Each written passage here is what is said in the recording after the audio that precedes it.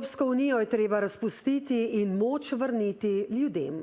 Tako oster je v svoji objavi lastnik družbenega omrežja X, multimilijarder Elon Musk, potem ko je Evropska komisija njegovo platformo kaznovala 120 milijoni evrov. Evropsko unijo je primerjal celo z nacistično Nemčijo. Toda v Bruslju so jasni in tudi ostri. Kaj mu sporočajo Elena Šterpin-Zupančič? Kritike Evropske unije, poskusi vmešavanja v politiko posameznih članic. Vse to zadnja leta zaznamuje odnos med najbogatejšim zemljanom in unijo. Konec tedna se je vsul nov plaz Muskovih kritik, povod pa 120 milijonov evrov težka kazen Evropske komisije za njegovo platformo X. This is the first ever fine under the DSA. X has indeed breached its transparency obligation under the DSA.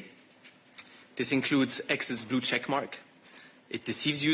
Sledil je Muskov protiudarec, da je treba Evropsko unijo razpustiti, je zapisal, da EU ni demokracija, ampak ji vladajo tiranski, neizvoljeni birokrati in celo vzporednice z nacistično Nemčijo, češ da gre za četrti rajh. Kako to komentirajo v Bruslju?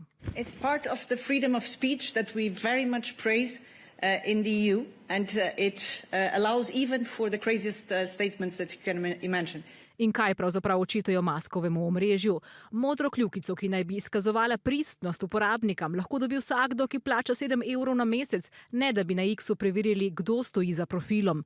To omogoča prevare in manipulacije, pravijo v Bruslju. Pa še netransparenten oglaševalski arhiv in onemogočenje dostopa raziskovalcem do podatkov. Musk očitke o netransparentnosti vse skozi zavrača. Total, absolute transparency in every way. You know, sometimes I get asked like, oh, Elon, can you remove a note?